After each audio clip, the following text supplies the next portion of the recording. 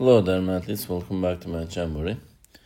In this video, we have another AP Pre-Calculus type of a question from the topic of polynomial functions and complex zeros.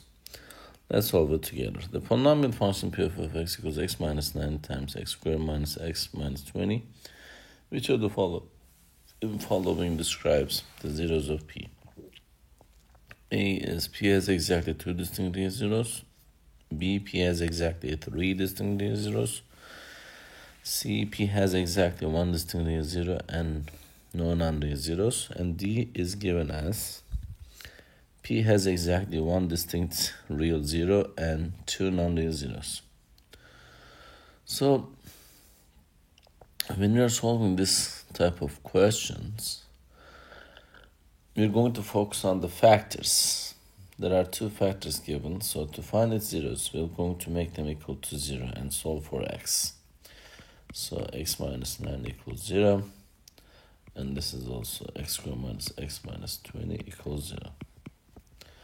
So we're going to add 9 to both sides. X equals 9.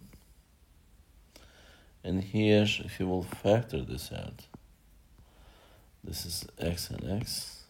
And when you multiply what numbers, you get 20, 4 and 5. And one of them has to be negative. When you multiply, you just get negative 20, but when you add them, you're supposed to get negative 1. So 5 is negative, this one is positive. So this becomes x plus 4 times x minus 5 equals 0. X plus 4 equals 0. X minus 5 equals 0. Take away 4 from both sides. X equals negative 4. And from this, you will get x equals 5. So we have found that negative 4, 5, and 9.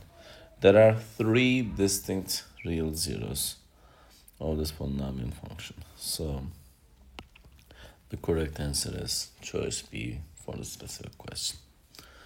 I hope you found this video helpful. If you did, please give it a thumbs up. If you have questions or comments, you can always leave it below there.